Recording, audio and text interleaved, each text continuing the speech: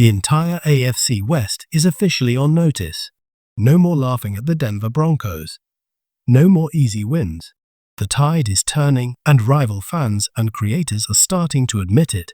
We took a deep dive behind enemy lines to hear from Raiders and Chiefs insiders, and even they can't ignore what's happening in Denver. This roster is commanding attention.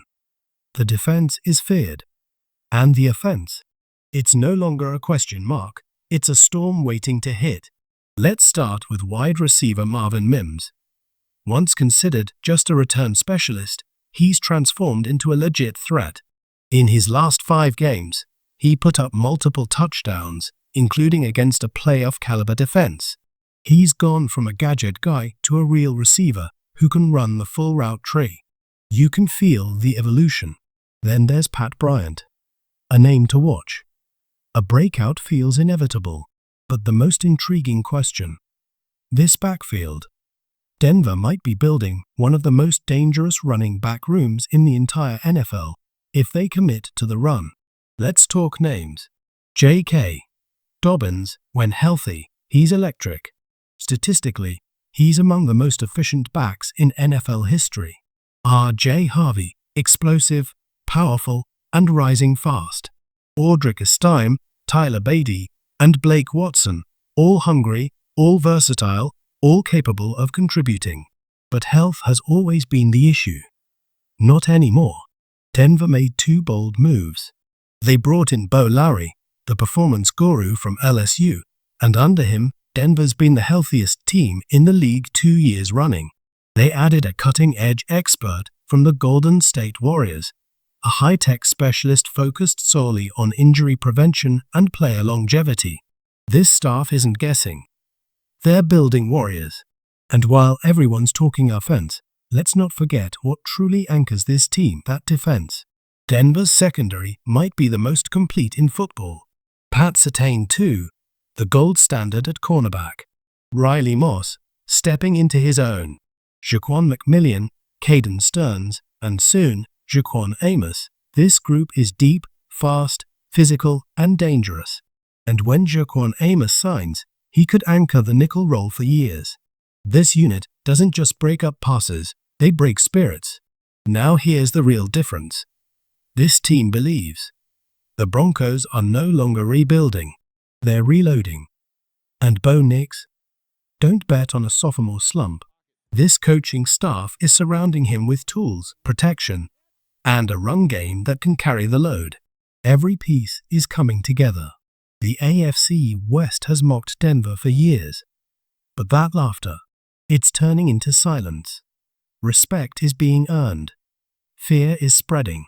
And the Broncos are loading up for something special. Let's talk about something that lit up NFL Twitter recently: Puff's top 10 secondaries in the NFL. And honestly, the list is questionable. For starters, the Los Angeles Chargers made the cut, and that alone raises eyebrows. Sure, they have Derwin James, but that secondary is full of question marks. There's no real consistency, no proven lockdown unit, yet they're ranked ahead of the Denver Broncos. Come on. The Kansas City Chiefs were placed at number 2, which sparked even more debate. And while their defense is solid, let's keep it real, the Denver Broncos deserve to be higher. Right now, the Broncos were ranked 3rd, just behind the Chiefs. But let's break this down. Baltimore probably deserves the top spot, no arguments there. They've built a monster group with Kyle Hamilton, Andrew Wiggins, and they added Jair Alexander. Even their draft pick, Malaki Starks, brings serious upside. That secondary is deep, fast, and fierce. The Texans belong in the top 5. Detroit, when healthy, is also a solid inclusion. But some of these picks, like the Patriots and Chargers, feel like reputation selections more than real evaluations. And where's Pittsburgh? With Joey Porter Jr., Jalen Ramsey, and Darius Slay, that's a group loaded with talent and experience, future Hall of Famers. How do they not crack the top 10? But let's circle back to Denver. This is where the disrespect becomes impossible to ignore. Pat Surtain, too, isn't just elite. He's the best cornerback in football.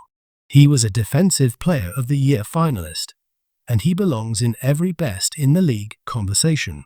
There's a massive gap between Surtain and whoever's second, and that's not fan bias.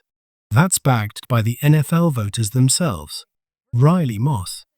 Before his injury in the Raiders game, he looked like a breakout star.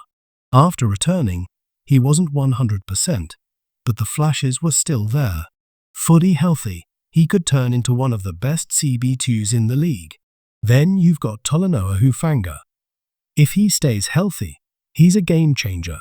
A versatile, hard-hitting safety who brings fire to the field. If Puff is dropping the Broncos just because of injury speculation, they're missing the bigger picture. This unit is built to dominate. Denver's secondary isn't just good, it's potentially historic. The combination of top-tier talent, young depth, and elite coaching puts them in a category above most teams, even over Kansas City. So, if we're being real and removing the bias, there's no way Denver isn't at least second, if not first, on that list. The disrespect? It's only fueling the fire. Let's cut through the noise. When it comes to NFL secondaries, there's a lot of debate and even more overhype. But if we're talking real football, real tape, and real performance, Denver deserves to be right near the top. At worst, top 5. Realistically, top 3. Because here's the thing, Denver's cornerback group isn't just talented, it's battle-tested. Last season, their number 2 corner came back from a broken ankle and still performed at a high level. That's not just skill. That's toughness. And with additions like Christian Fulton, Denver just got deeper. His presence frees up Trent McDuffie to slide back into the slot, the very spot where he earned All-Pro honors. It's not just about names, it's about fit, chemistry, depth. Yes, Patrick Surtain too may be the best individual cornerback in football, but Denver's overall depth is starting to turn heads too. And the safety room, loaded with potential. This secondary isn't just built for matchups, it's built for war. Now, let's be honest, not every team deserves to be in this conversation. Some franchises admit it. The Raiders, for example, know they've got work to do. On paper, they might have one of the weakest secondaries in the league right now. A ton of young, unproven names, and while guys like Jeremy Chin, Isaiah Pola-Mao, and Darian Porter have serious upside, that group still needs to prove it on Sundays. The youth movement is exciting, and yes, Pete Carroll is a DB mastermind, but let's not pretend a bunch of rookies makes a top-tier defense. Even their fanbase is realistic. When Darnay Holmes might be starting at nickel, it's a rebuild, not a finished product. Still, keep an eye on Darian Porter.